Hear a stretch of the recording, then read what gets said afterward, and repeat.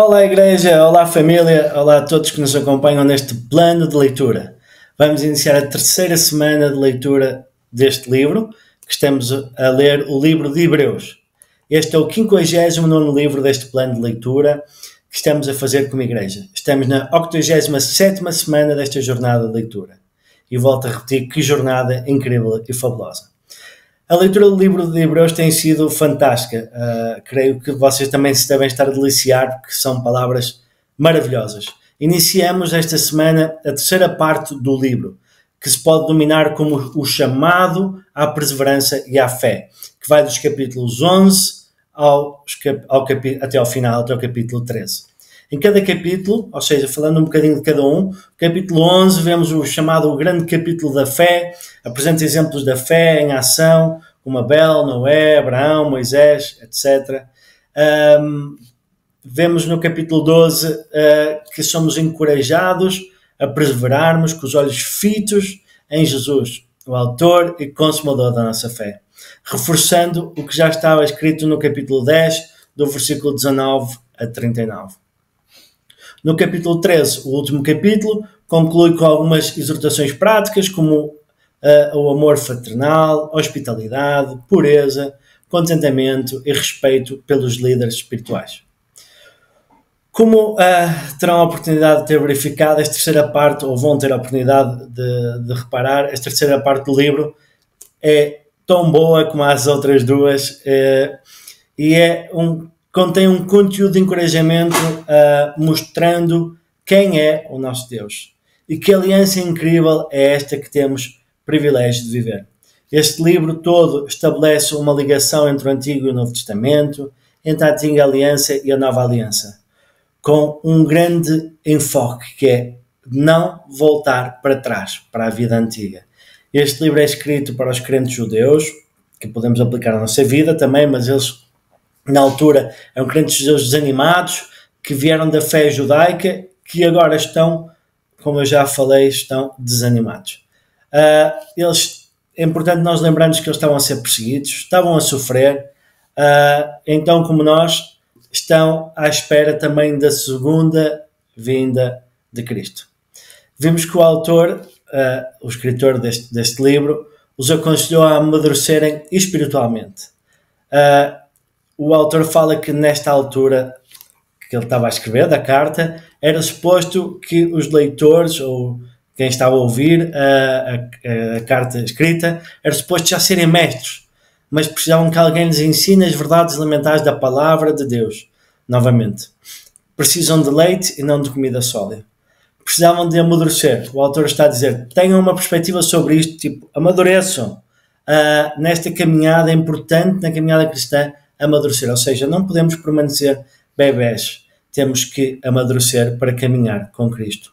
O autor mostra que é importante a maturidade que o corpo de Cristo deve ir adquirindo ao longo dos tempos. Então, apresenta como é que conseguimos ter a maturidade. Ele apresenta, então, neste livro o capítulo da fé cristã, Hebreus 11, e a vida com Cristo como superior ao judaísmo. E no capítulo 10, ainda um bocadinho mais atrás do capítulo 11 que eu estava a falar, ele faz um chamado à perseverança na fé. Não importa o que estejamos a enfrentar, ele está a dizer, vão, pela fé, vão. Então, agora sim, voltando ao capítulo 11, que eu estava a falar, essa palavra fé é crer em Cristo. E isso significa que é uma garantia sólida daquilo que nós depositamos na nossa fé, que é certo e verdadeiro, que vai acontecer. Nele podemos acreditar. É a crença na plenitude e na natureza de Cristo e em tudo o que Ele fez na cruz por nós e que Ele cumprirá o que deseja fazer na nossa vida. Somos chamados a viver em fé. E então, já que temos um grande sacerdote, como já lemos sobre a casa de Deus, de alguma forma, então, resumindo tudo isto que acabou de dizer, vamos então aproximar-nos de Deus com um coração sincero e com plena certeza que a fé traz, tendo os corações aspergidos, não é? Pelo sangue de Cristo, para nos purificar de uma consciência culpada e dos nossos corpos lavados com água pura. Então, apeguemos-nos com firmeza à esperança que professamos, pois aquele que prometeu é fiel. Amém? É incrível. Então, chegando a Hebreus 11, são retratados vários homens de fé. São listados vários que servem como exemplo na sua atitude de fé. Neles vemos fé em ação, porque a fé precisa de ação. Foi por isso que os antigos foram elogiados por Deus. E para quem é perseguido, nós vivemos muito confortável aqui na Europa e em Portugal especificamente, mas temos algumas perseguições que não são as perseguições que vemos, mas lembrem-se, nestes momentos de dificuldade, das promessas de Deus. E assim lembrem-se destes homens de fé que também creram em Deus e sejam encorajados dessa forma. Quero lançar um desafio que é, ao lerem Hebreus 11, leiam de uma forma muito atenta esta passagem bíblica. Não leiam de uma forma como, já li, já sei o que é que fala. Leiam para tentar ter uma revelação nova e fresca sobre o que Deus está a tentar falar em Hebreus 11. Então, eles continuaram com fé e conseguimos ver que havia esta nova aliança que foi estabelecida, uma nova promessa, e eles que fizeram isso em fé, ou seja, que vemos em Hebreus 11, eles não viram o cumprimento delas, mas nós temos esse privilégio de poder ver, porque vimos Cristo a vir e agora aguardamos a segunda vinda de Cristo. Então, em jeito de final, eu quero destacar o capítulo 12, versículo 1, que diz: portanto, também nós, uma vez que estamos rodeados por tão grande nuvem de testemunhas, livramos-nos de tudo que nos atrapalha e do pecado que nos envolve, e corramos com perseverança a corrida proposta para nós. O autor de Hebreus aqui está a dizer que estamos cercados por um povo que passou por perseguição, que passou por sofrimento, mas que perseverou pela fé. Alguns deles chegaram ao fim e não receberam a plenitude da promessa, porque naquele momento o céu era a promessa deles. A vida eterna era a promessa deles. Continuemos firmes caminhando. Como é que se faz isso?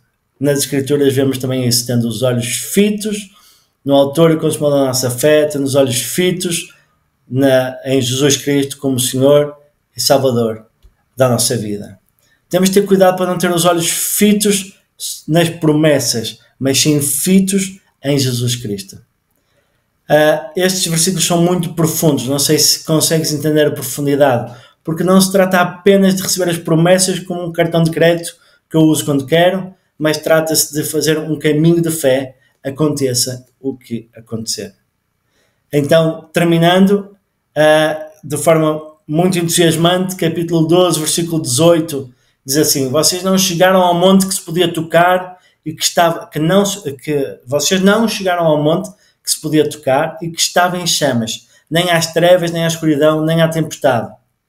Ou seja, não é um monte que ninguém podia entrar a não ser Moisés, mas sim, mais à frente no capítulo 12, versículo 22 e 24, vocês porém chegaram ao monte de Sião, à Jerusalém celestial, à cidade de Deus vivo, chegaram aos milhares e milhares de anjos em alegre reunião, à igreja dos primogênitos, cujos nomes estão escritos nos céus.